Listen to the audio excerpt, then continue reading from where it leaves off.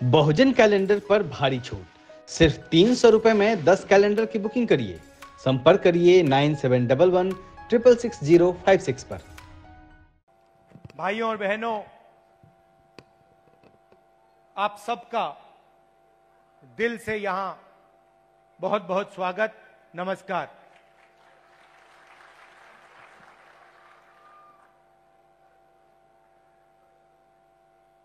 संदीप दीक्षित जो शीला जी के बेटे हैं, वो एक पॉडकास्ट, आजकल पॉडकास्ट चलती है ना, वो एक पॉडकास्ट बनाते हैं। तो उन्होंने मुझसे कहा कि मैं उनके पॉडकास्ट पे जाऊं। बातचीत होती है, वीडियोग्राफी होती है, फिर उसको मतलब यूट्यूब पे डाला जाता है। तो मैं गया और उन्होंने मुझसे सवाल पूछा कि आपके परदादा नेहरू जी क्या थे?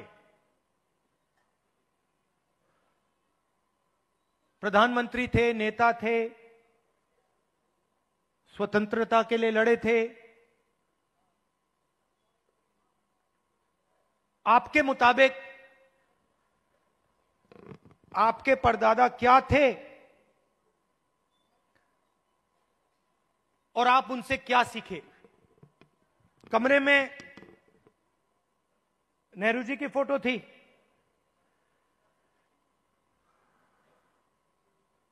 एक तरफ गांधी जी की पेंटिंग थी, और मैंने सोचना शुरू किया कि मेरे जो परदादा नेहरू जी थे वो असलियत में क्या थे। और दोनों फोटो को मैं देख रहा था और मेरे दिमाग में बात आई कि ये दोनों जो लोग थे, जवाहरलाल नेहरू और महात्मा गांधी,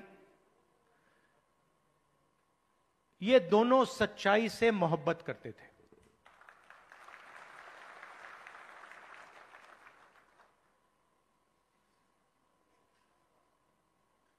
और अगली लाइन में मैंने बोला, सिर्फ नेहरू जी नहीं, सिर्फ महात्मा गांधी जी नहीं, उसमें आप एक लंबी लिस्ट लगा सकते हो। उसमें आप अंबेडकर जी को जोड़ सकते हो, उसमें आप, ये लाइए जरा फोटो, उसमें आप इनको भी जोड़ सकते हो। और ये फोटो अभी मैंने देखी थी, मुझे बहुत अच्छी लगी। क्यों अच्छी लगी बताइए?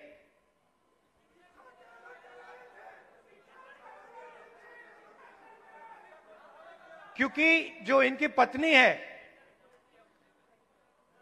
और इनके बीच में समानता है, रिस्पेक्ट है। ये देखकर ये पता लग रहा है कि रिस्पेक्ट है। तो ये सब लोग, और आप हजारों साल पहले शुरू कर सकते हैं।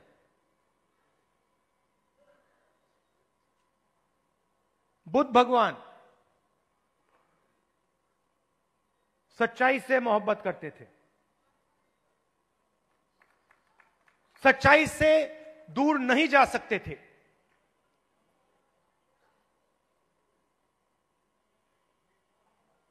गुरु नानक, कबीर, बसवना, नारायण गुरु, लिस्ट है।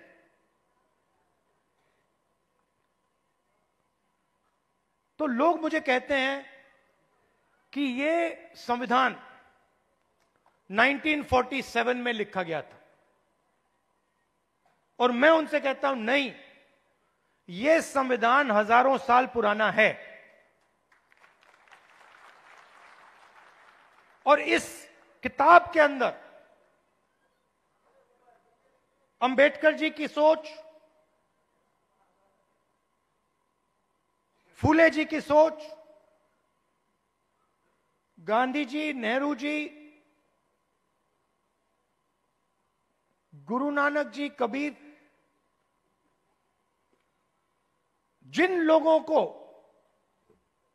हिंदुस्तान मानता है और रिस्पेक्ट करता है, उनकी सोच इसके अंदर है। तो जब मैं इस किताब को, और जब आप इस किताब को ऐसे पकड़ते हो,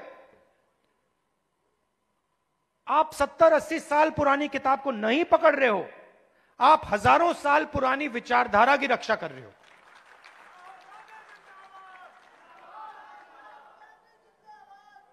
और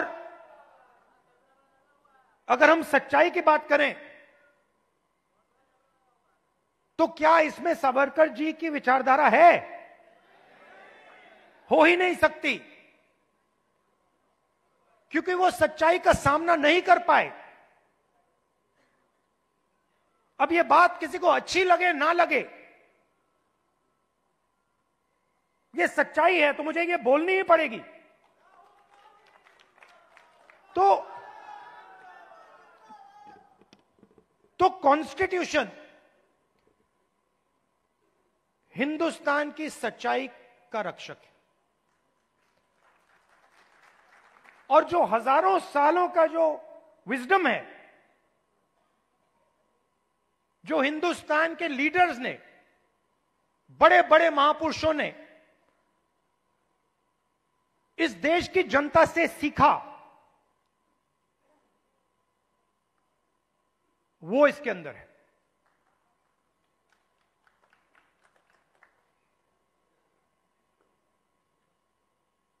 अंबेडकर जी ने दलितों की लड़ाई लड़ी, दलितों के लिए लड़ाई लड़े। सिखाया किसने? सिखाया देश के दलितों ने। जो देश के दलितों के अंदर दर्द था, उस दर्द को अंबेडकर जी समझे, उस दुख को अंबेडकर जी समझे, उस सच्चाई को अंबेडकर जी समझे, और उस सच्चाई के लिए अंबेडकर जी लड़े। इसीलिए महात्मा गांधी की autobiography my experiments with truth, Mahatma Gandhi की autobiography my experiment with lies नहीं थी, जो शायद मोदी जी लिख पाएंगे। तो सच्चाई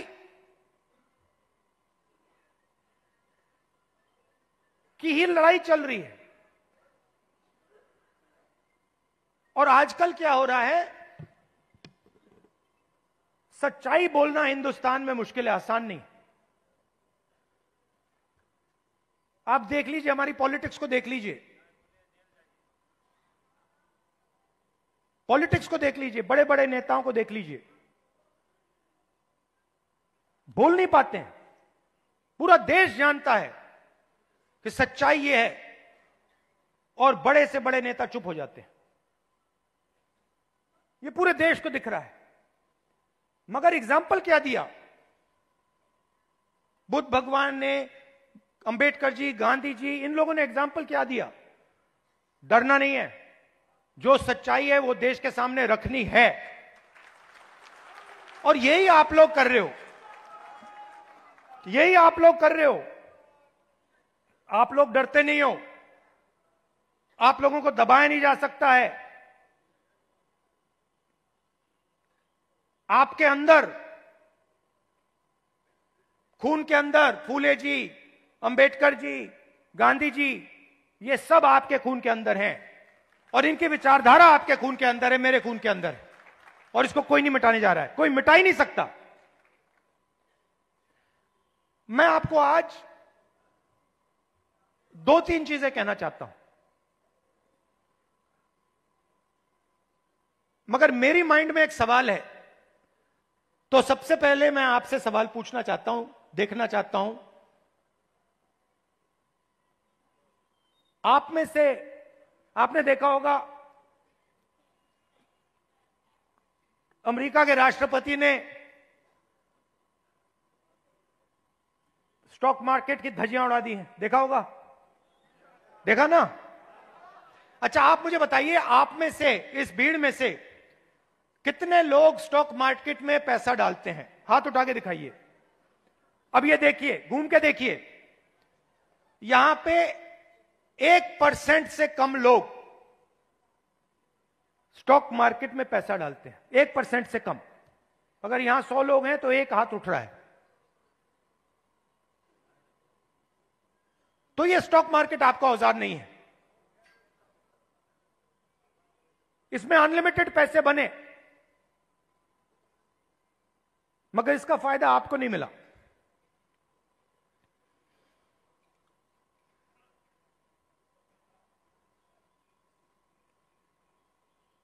सीधी बात करूं, सीधा बोलूं, ठोक के, हमारे यहां पे केपी सिंह जी हैं। कहां हैं केपी सिंह जी? आइए आइए। केपी सिंह जी, अब गलत मत मानना जो मैं कहने जा रहा हूं। देखिए, केपी सिंह जी ने कहा, बैठिए बैठिए, आइए। केपी सिंह जी ने कहा कि मैं ऑर्थोपीडिक सर्जन हूं। कहा ना आपने? कहा। कुछ दिन पहले पार्लियामेंट हाउस में डेलीगेशन आया, वहां पे ऐसे ही एक व्यक्ति ने मुझे कहा, मैं आईआईटी का प्रोफेसर हूं। और मैंने उससे यही कहा कि देखिए, मैं कुछ कहना चाहता हूं मगर शायद आपको अच्छा ना लगे, इजाजत है? उन्होंने कहा हां, कह दीजिए। और वही मैं आपसे इजाजत लेना चाहता हूं। इजाजत है? देखिए,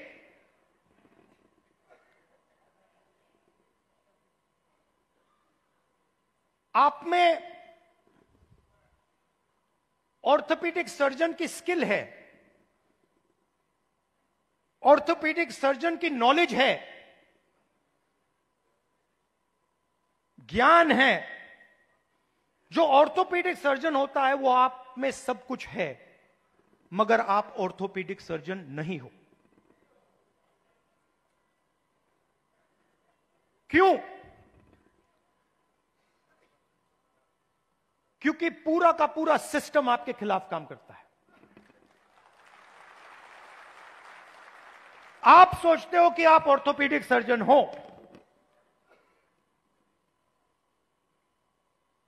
मगर आप अस्पताल को कभी नहीं चला पाओगे। आपको चलाने नहीं दिया जाएगा, कभी नहीं चलाने दिया जाएगा। और अगर आप में क्षमता चलाने की हो तो आपको फाइनेंस नहीं मिलेगा, पैसा नहीं मिलेगा, बैंक लोन नहीं मिलेगा। और अगर आपने बैंक लोन ले लिया और आपने अस्पताल भी शुरू कर दिया, तब ब्यूरोक्रेसी आपको रोकने की कोशिश करेगी।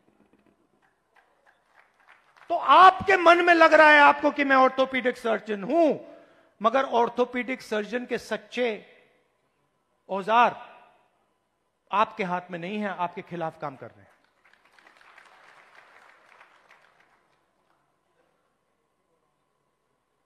डेलीगेशन में दलित प्रोफेसर ने मुझे कहा कि मैं आईआईटी प्रोफेसर हूं। मैंने उनसे कहा नहीं भैया, आईआईटी प्रोफेसर की पूरी क्वालिफिकेशन आप में है, मगर सिस्टम आपको सच्चा आईआईटी प्रोफेसर नहीं बनने देगा।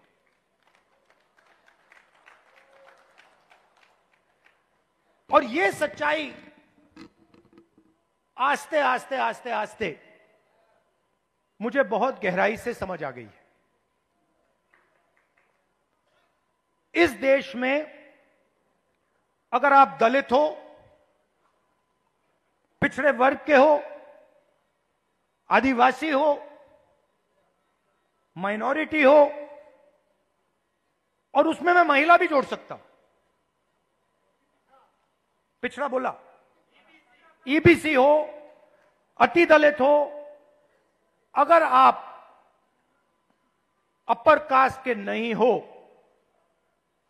तो आप सेकंड क्लास सिटीजन हो। और मैं ये ऐसे नहीं बोल रहा हूं, मैं सोच समझ के बोल रहा हूं, मैं पढ़ लिख के बोल रहा हूं, और मैं सिस्टम को बहुत गहराई से देखने के बाद बोल रहा हूं। मैं आपको 2-3 उदाहरण देना चाहता हूं। तेलंगाना में हमने कास्ट सेंसस किया और बात अब तेलंगाना में कास्ट सेंसस से बहुत आगे निकल गई है।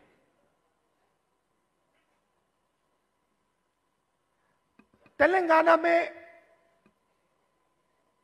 हम आपको ऐसा इंफॉर्मेशन दे सकते हैं, सामाजिक इंफॉर्मेशन, कि आप अपने सपने में भी नहीं देख पाओगे।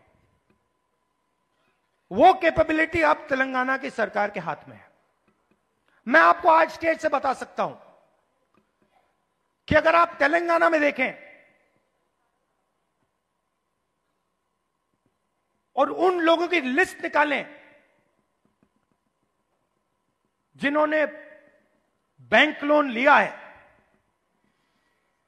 सरकारी बैंक लोन, सरकारी बैंक से लोन या प्राइवेट बैंक से लोन, उस लिस्ट में आपको ना एक ओबीसी मिलेगा, ना एक ईबीसी मिलेगा, ना एक दलित मिलेगा, ना एक आदिवासी मिलेगा।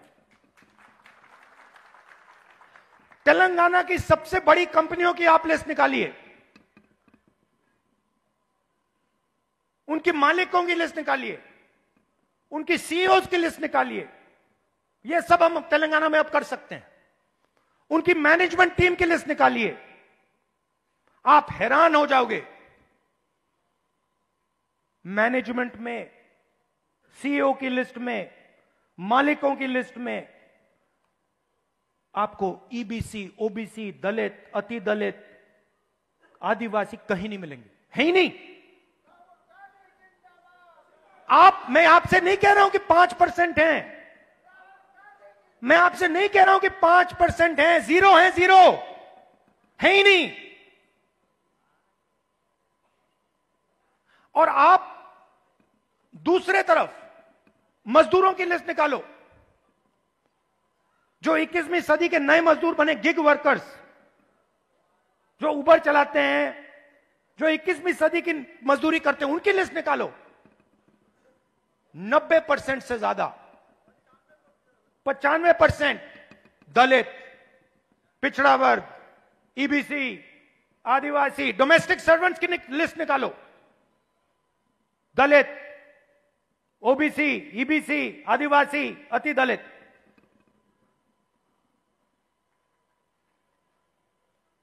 और मैं सिर्फ कंपनियों की बात नहीं कर रहा हूं, मैं अस्पतालों की बात कर रहा हूं, शिक्षा के सिस्टम की बात कर रहा हूं, सरकार की बात कर रहा हूं, कॉर्पोरेट इंडिया की बात कर रहा हूं। जहां भी आप देखो, आप हो ही नहीं।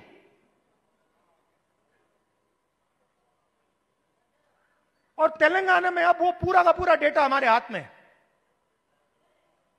जो नरेंद्र मोदी जी आपके हाथ नहीं डालना चाहता है।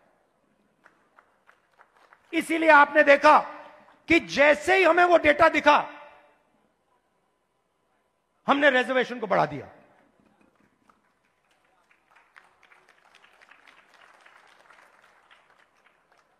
मैंने नरेंद्र मोदी जी को लोकसभा में सामने बोला,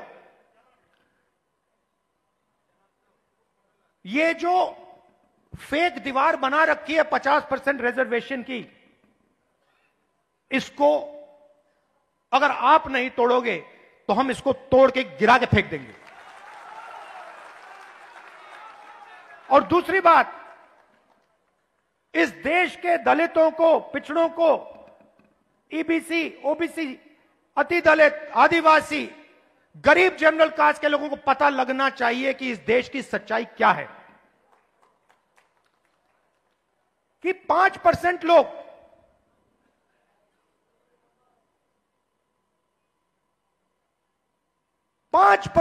इस पूरे के पूरे देश को चला रहे हैं।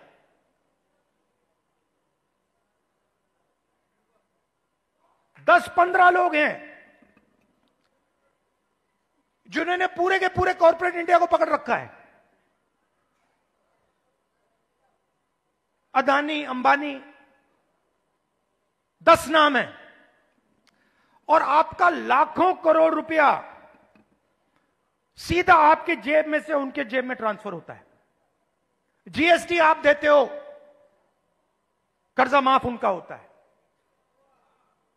जीएसटी आप देते हो और ठग से कर्जा माफ उनका होता है।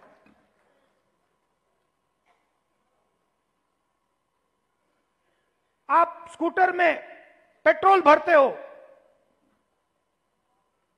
पैसा उनके जेब में जाता है। आप अपने बच्चों को कॉलेज यूनिवर्सिटी भेजते हो, पैसा उनके जेब में जाता है। आप बीमार होते हो, पैसा उनके जेब में जाता है। तो आप सबको घेर के रखा हुआ है, इसलिए आपसे सांस नहीं ली जा रही है।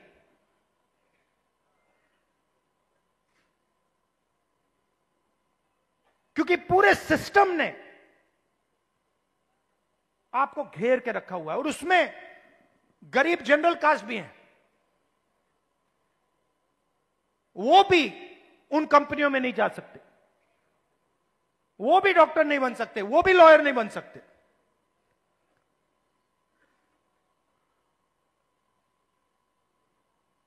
मैं छोटा सा उदाहरण देता हूं आपको। सुल्तानपुर में मैं गया, वहां पे चेतराम मोची जी हैं। पता नहीं आपने वीडियो देखा नहीं देखा? देखा था? तो मेरी दोस्ती हो गई उनसे। मैंने गाड़ी रोक दी, मैं वहां जाके बैठ गया। मैं आपको बताना चाह रहा हूं कैसे फंसाया गया है, किस प्रकार से फंसा के रखा हुआ है। मैं गया, 40 मिनट में उनके साथ बैठा। मैंने देखा कि हुनर की कोई कमी नहीं है। उनसे आप कोई भी उनको आप कोई भी जूता दे दो और कहो भैया इसको बना दो, कोई भी हो, मतलब ब्रांडेड जूता हो, ये आपने पहना हुआ ये हो, कुछ भी, 2-3 घंटे में वही जूता आपको मिल जाएगा, उससे अच्छा मिल जाएगा। और मैंने उनसे पूछा आप यहां कितने साल से हो? कहते हैं 40 साल से हूं राहुल जी, 40 साल। फिर मुझे देख के कहते हैं राहुल जी ये मेरा बेटा है, अब ये यहां मेरे साथ काम नहीं करना चाहता। तो मैंने कहा क्यों? और फिर सिर नीचे करके कहते हैं कि राहुल जी 40 साल में मुझे किसी ने इज्जत नहीं दी। एक ही आदमी ने, मेरे पिता ने मुझे रिस्पेक्ट और इज्जत दी थी। मैं यहां आता हूं, सुबह आता हूं, दिन भर काम करता हूं, घर चला जाता हूं। 40 साल में मुझे एक व्यक्ति ने इज्जत नहीं दी। अकेले काम कर रहे थे। बेटा कह रहा था मुझे नहीं करना काम, मैं जा रहा हूं, मैं नौकरी करूंगा। मैंने उनसे पूछा, मैंने कहा एक बात बताइए, अगर आप अपने काम को थोड़ा इंप्रूव करना चाहते हो तो आप क्या कदम लोगे? एकदम उन्होंने मुझे बोला कि देखिए राहुल जी, मैंने एक मशीन है, मैंने उसकी फोटो देखी थी, अगर वो मशीन मुझे मिल जाए तो मेरा काम डबल हो जाएगा ऐसे ही। तो हमने क्या किया, बहुत महंगी मशीन नहीं थी, हमने किसी राजनेता से वो मशीन डोनेट करा दी और उनको हमने मशीन दे दी। नहीं अभी ताली मत बजाइए, अभी ठहर जाइए, ताली बजाने की बात अभी आ रही है। 3 महीने बाद मुझे फोन आता है,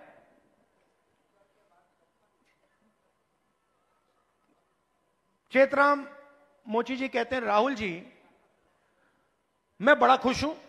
मैंने कहा क्यों? कहते हैं, राहुल जी मेरी अब 2 दुकानें हैं, 10 लोग मेरे लिए काम करते हैं।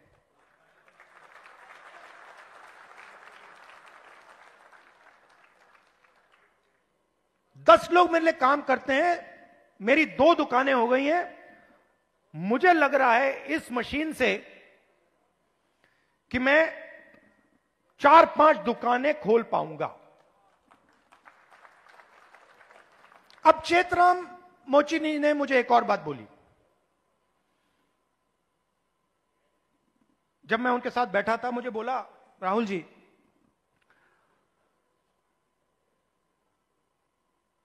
यूपी सरकार ने मुझे एक बार ट्रेनिंग पे बुलाया।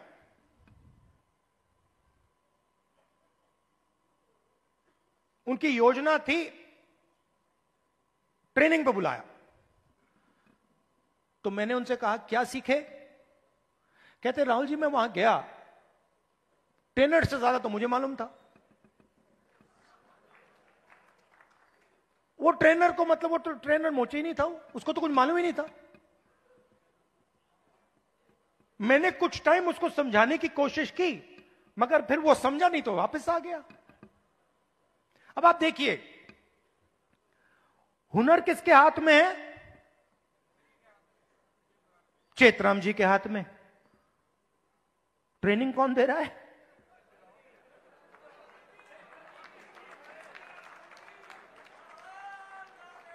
तो बात समझिए क्यों? क्योंकि ट्रेनिंग का नेटवर्क कंट्रोल में है। मशीन क्यों नहीं मिल रही?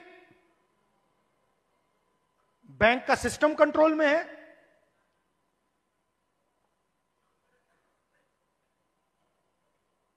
ट्रेनिंग क्यों नहीं हो रही?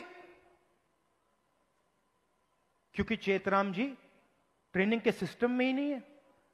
जिसके पास हुनर है, जिसके पास ज्ञान है, वो ट्रेनिंग करा ही नहीं रहा है। तो मैंने क्या किया? इससे मैंने क्या सीखा? मैंने तेलंगाना के चीफ मिनिस्टर को चिट्ठी लिखी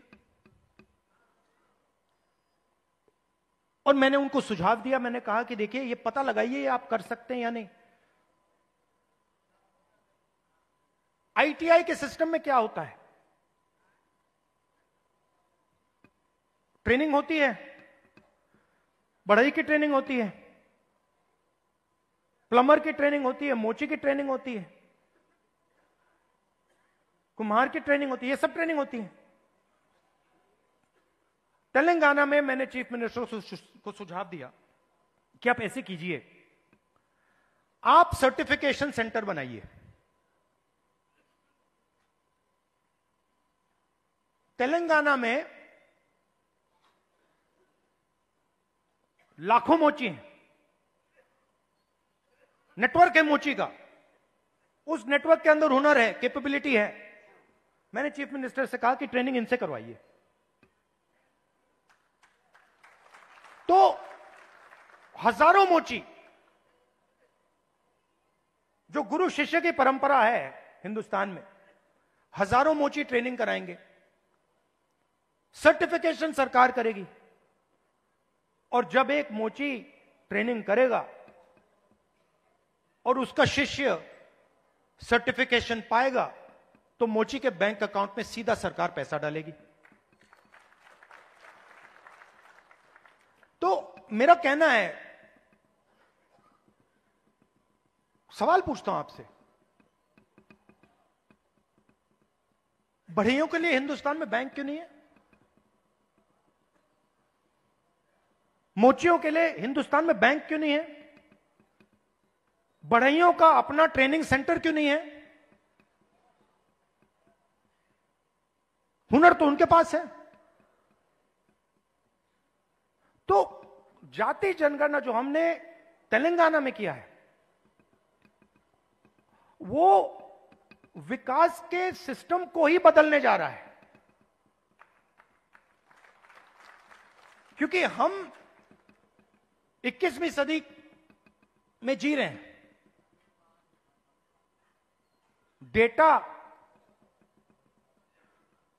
डेटा की सदी है, सब लोग डेटा की बात करते हैं। तेलंगाना में हमारे पास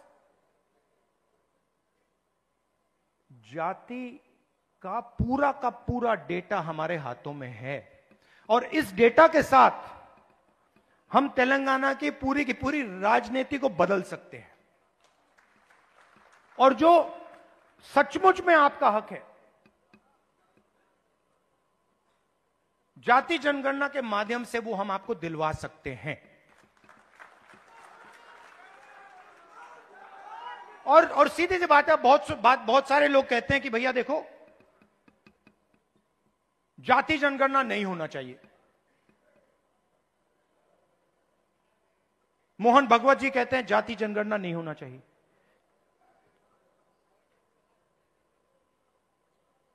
अगर आपको चोट लगती है, आप अस्पताल जाते हो, कभी आपसे डॉक्टर कहता है भैया एक्सरे मत करो। एक्सरे से कोई नुकसान थोड़ी होता है, एक्सरे से सच्चाई पता लगती है। वही हम कर रहे हैं, एक प्रकार से हम सामाजिक एक्सरे कर रहे हैं कि भैया सच्चाई क्या है, किसके पास कितना धन है, कौन कहां बैठा है, ब्यूरोक्रेसी में कितने लोग हैं, गरीब लोग कितने घुस पा रहे हैं,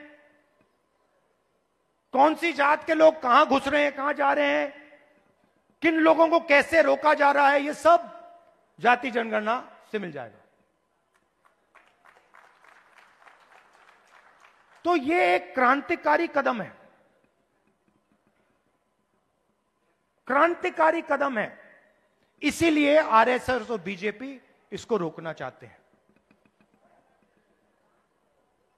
और इसको अब दुनिया की कोई शक्ति नहीं रोक सकती है। बिहार में कांग्रेस पार्टी का मैं आपको रोल बताता हूं। देखिए,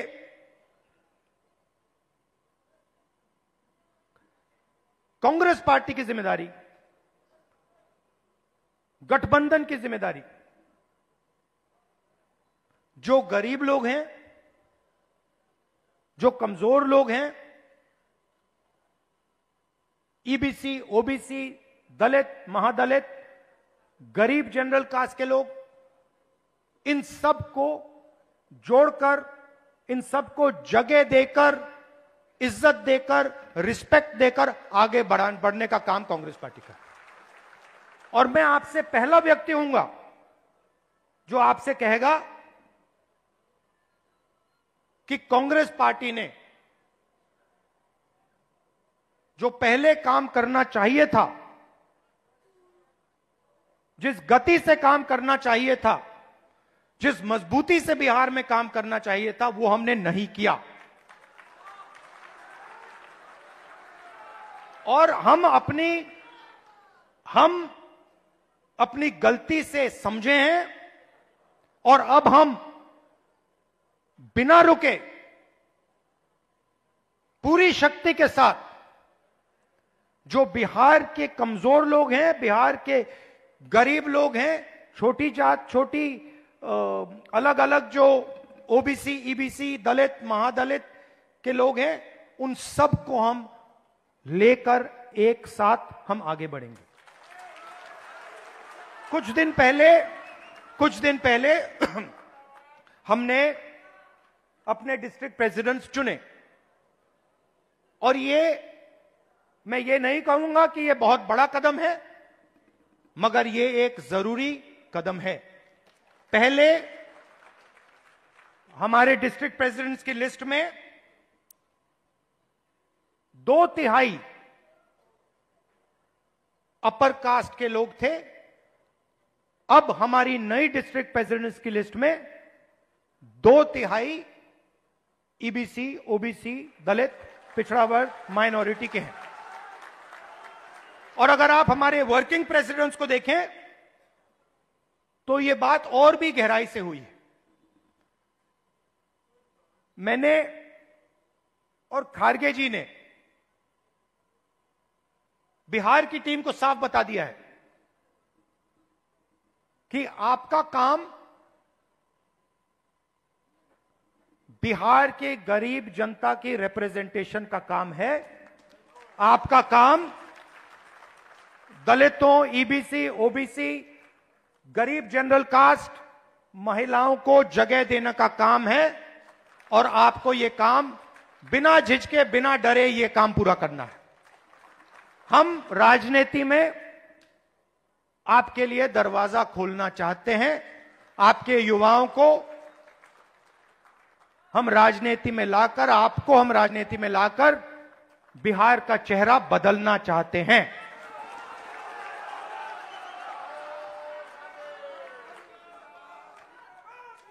जो बिहार में हुआ है,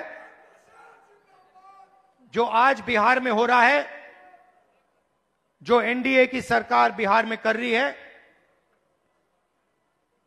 चुने हुए अरबपतियों की राजनीति चल रही है, अदानी अंबानी की राजनीति चल रही है, उससे हम लड़ रहे हैं और उसको हम हराने जा रहे हैं। और हम जानते हैं कि इस देश को बिहार की जनता डायरेक्शन देती है। जब भी राजनीतिक बदलाव आता है, अंग्रेजों के खिलाफ राजनीतिक बदलाव आया, बिहार की जनता ने यह बदलाव लाने का काम किया था और हम समझते हैं कि बिहार की जनता फिर से यह काम करना चाह रही है और यह काम करेगी।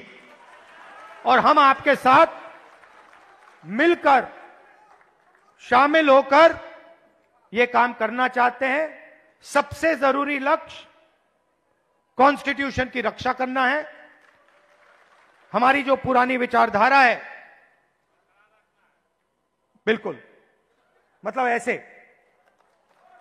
और जो इसके सामने आएगा, आपने देखा होगा पहले नरेंद्र मोदी, उनकी पार्टी कह रहे थे 400 पार, देखा आपने 400 पार। उसके बाद कांग्रेस पार्टी, इंडिया गठबंधन सामने खड़ा हुआ और फिर मोदी जी जब पार्लियामेंट आई, यूं किए कि मैं बदलूंगा नहीं इसको। तो कॉन्स्टिट्यूशन ने और आपने कॉन्स्टिट्यूशन को बचाने का काम किया। इसके लिए मैं आपको दिल से धन्यवाद करता हूं। और जहां भी देखिए, और जहां भी मेरी जरूरत होगी, बिहार के कोने कोने में, हिंदुस्तान के कोने कोने में आप मुझे बुलाओ, मैं हाजिर हो जाऊंगा। आपकी लड़ाई मेरी लड़ाई है।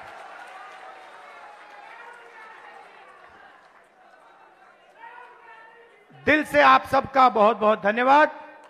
नमस्कार, जय हिंद।